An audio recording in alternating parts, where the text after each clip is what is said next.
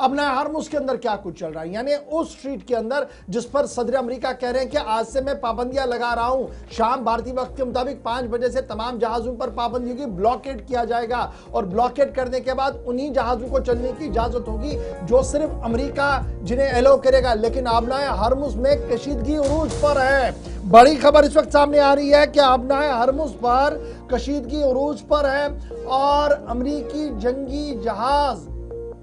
को कई बार यहां पर देखा गया है, जिसके बाद उन्हें धमकियां जो उन्हें वापस भेजने की कोशिश भी की गई है ईरान की तरफ से। यूएस वॉरशिप्स को जो ही वो आबनाए हरमुज के नजदीक आए उन्हें वापस जाने के लिए कहा और फिर उसके बाद ये साफ कर दिया गया कि इन जंगी जहाजों के आसपास अगर कोई भी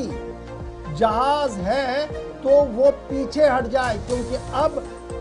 इन जहाजों को निशाना बनाया जाएगा विदाउट गिविंग एनी वार्निंग। ये ईरान की जो अफवाज है उनकी तरफ से साफ कर दिया गया है। बड़ी खबर कि ईरान स्टेट मीडिया की तरफ से यह साफ कर दिया गया है कि यूएस नेवी की मूवमेंट आबनाए हरमुज के आसपास देखी गई है, जिसे ट्रैक किया गया, रोका गया।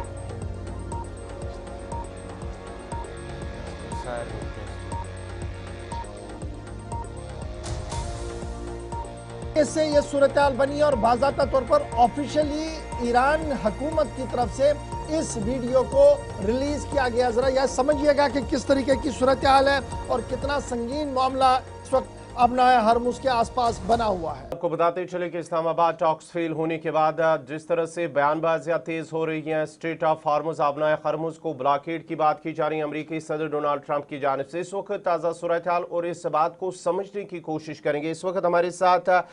मेहमान जुड़ चुके हैं कर्नल संजीत सिरोही। आपका बहुत बहुत शुक्रिया सर हमारे साथ जुड़ने के लिए इस प्रोग्राम में। सर, जिस तरह से इस्लामाबाद टॉक्स फेल हुए हैं उसके बाद ही अमेरिकी सदर डोनाल्ड ट्रंप की जानिब से धमकियां ब्लॉकेड आबनाए हरमुज को लेकर और उसके साथ साथ ईरान की जानिब से भी बयान जो है वो जवाब दिया जा रहा है, आने वाले वक्त में क्या कशीदगी एस्केलेट हो सकता है ईरान और अमेरिका के दरमियान जिस तरह से हालात इस वक्त बने हुए हैं? बिल्कुल, पहले तो मैं आपको जय हिंद, आपका धन्यवाद देता हूं कि आपने अपने चैनल पे मुझे आमंत्रित किया और खास मुद्दे पे बात करने के लिए। देखिए, जब इस्लामाबाद में दोनों साइड से टॉक फेल हो गई तो उस टॉक फेल होने की जो पॉइंट्स थे वो तो थे ही, लेकिन सबसे बड़ा जो पॉइंट था वो दोनों के बीच में एक ट्रस्ट डेफिसिट था। दोनों एक दूसरे के ऊपर भरोसा नहीं करते और ईरान अगर भरोसा नहीं करता तो उनकी गलती नहीं है। पिछले साल भी बातचीत चल रही थी, 5 राउंड्स ऑफ टॉक्स हो चुके थे, लेकिन छठे राउंड से पहले अमेरिका ने हमला बोल दिया था ईरान के ऊपर। उसी तरीके से इस बारी भी 3 राउंड हो चुके थे टॉक्स के और चौथे राउंड से पहले अमेरिका ने हमला बोल दिया था। तो इससे साफ जाहिर होता है कि ईरान को अमेरिका के ऊपर भरोसा नहीं है और इसलिए ट्रस्ट डेफिसिट के बावजूद दोनों देश जो है वहां पे इस्लामाबाद में मिले और दोनों ने बातचीत की, लेकिन वो बातचीत कामयाब नहीं हुई। और मेन जो झगड़ा है अमेरिका की तरफ से जो है 2 पॉइंट मेन थे जिनके ऊपर अब सहमति नहीं बन पाई। एक तो था न्यूक्लियर जो है एनर्जी को बिल्कुल जो है इस्तेमाल नहीं करेगा ईरान, और दूसरा था स्टेट ऑफ हॉर्मुज का। अब देखिए, स्टेट ऑफ हॉर्मुज का जब से ये टॉक फेल हुई है तब से डोनाल्ड ट्रंप साहब ने जो है अपनी जिस तरीके से वो अपनी जो है बयान देते रहते हैं, एग्रेसिव बयान देते रहते हैं, उसी एग्रेसिव बयान से उन्होंने कहा कि स्टेट ऑफ हॉर्मुज को हम ब्लॉक करेंगे और उन्होंने अपने 2 डिस्ट्रॉयर भेजे थे। लेकिन खबर ये आ रही है कि ईरान के वार्निंग के बाद वो दोनों डिस्ट्रॉयर वापस आ गए हैं, क्योंकि उन डिस्ट्रॉयर्स को अमेरिका को भी पता है कि अगर वो जो है पर्शियन गल्फ में स्टेट ऑफ हॉर्मुज से अगर पर्शियन गल्फ में एंटर कर जाते हैं तो वो एक तरह का जो घेरेबंदी में फंस जाएंगे और फिर उनका निकलना मुश्किल हो जाएगा, नंबर 1, क्योंकि ईरान जो है बिल्कुल तैयार बैठा है एंटी शिप मिसाइल्स के साथ। नंबर दूसरा जो है वहां पे जो माइन बिछाए गए हैं वो किसी को नहीं पता वो कहां पे माइन बिछाए गए हैं और ईरान को भी नहीं पता। ईरान बोल रहा है कि हमने बिछाए जरूर थे लेकिन हमें उनकी मार्किंग वगैरह जो नहीं है वो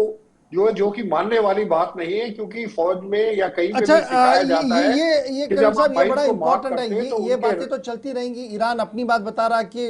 और जो मीम चल रहे हैं जी, हम चाबी भूल गए, अब पता नहीं कहां पर है। लेकिन ये बताइएगा, जिस तरीके से डोनाल्ड ट्रंप साहब अभी कर रहे हैं, बातचीत खत्म हुई और यहां से next plan of action street of Hormuz पर आ चुका है, क्या हम ये माने कि डोनाल्ड ट्रंप साहब ये चाहते हैं कि वेस्ट एशिया के अंदर जो पावर बैलेंस है इसको रिशेप किया जाए?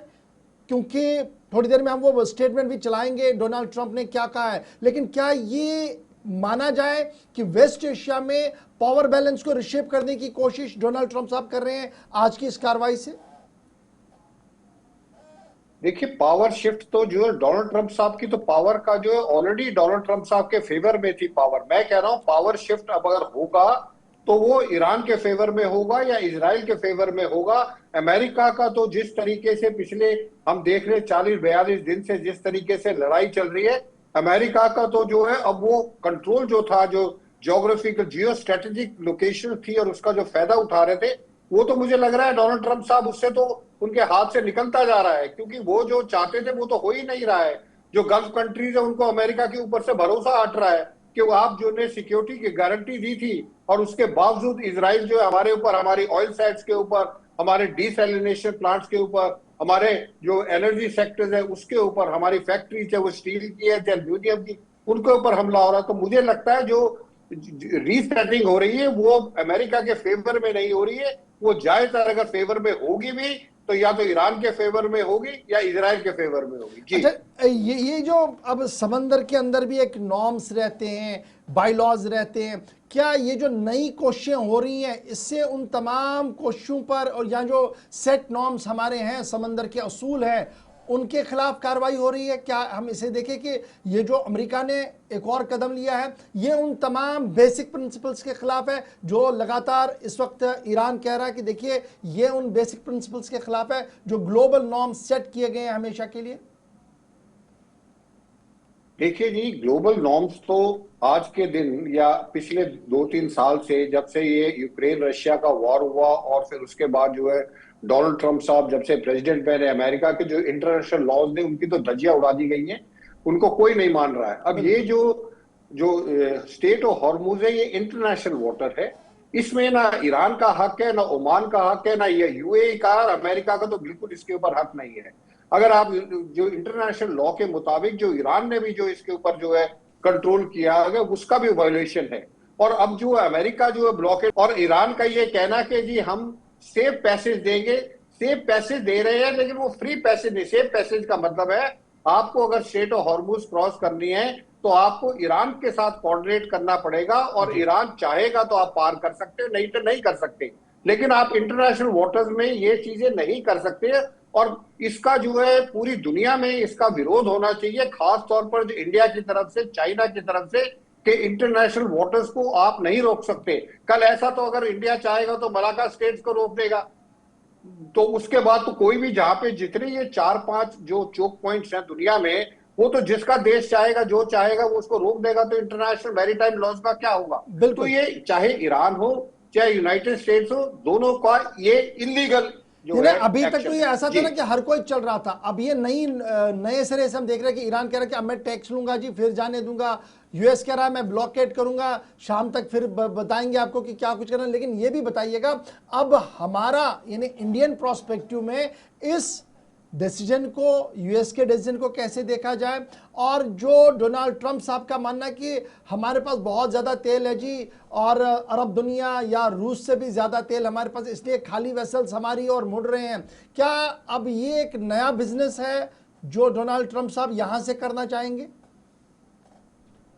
देखिए, डोनाल्ड ट्रंप साहब बिजनेसमैन ज्यादा हैं, स्टेट्समैन कम हैं, और उनकी जितनी भी जो भी बातचीत करते हैं उसमें जो है कहीं ना कहीं बिजनेस का मामला होता है। चाहे वो वेनेजुएला की बात हो, चाहे वो मिडिल ईस्ट की बात हो, चाहे वो ग्रीनलैंड की बात करें, कहीं की भी बात करें, तो उनका जो है हिडन एजेंडा हमेशा पैसा होता है। और आप देखिए डोनाल्ड ट्रंप साहब की एक बयान से मार्केट नीचे जाती है, दूसरे बयान से मार्केट ऊपर आती है, और इसमें जो है कहने वाले कह रहे हैं कि डोनाल्ड ट्रंप साहब और उनके जो बिलियनर्स दोस्त हैं वो इस पूरी उतार चढ़ाव में खूब पैसा बना रहे, that is number 1। Number 2, America को ये पता है कि अगर स्टेट ऑफ हॉर्मुज को बंद कर देते हैं तो अमेरिका जो बाकी देश है उनके पास कोई ऑप्शन नहीं बचता है कि अमेरिका से तेल लेने का। तो वो तो जब वो इलेक्शन कैंपेन में कहते थे ड्रिल बेबी ड्रिल, तो उनका तो मकसद यही था कि जितना तेल है वो जो है बेचा जाए, और जो मेक अमेरिका ग्रेट अगेन का था वो यही था। तो वो तो जो उनका मकसद एक ही है कि मेक अमेरिका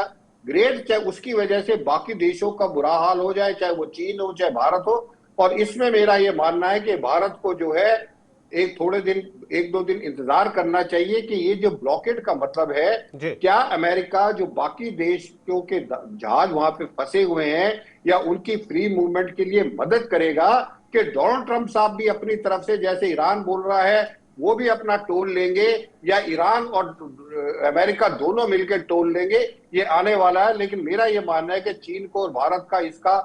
कठिन, जिसका जो है बहुत ज्यादा इसकी निंदा करनी चाहिए और इसको बहुत ज्यादा लेवल पे टेकअप करना चाहिए। बहुत शुक्रिया जी कल साहब हमारे साथ मॉर्निंग शो में ज्वाइन करने के लिए, अपडेट करने के लिए।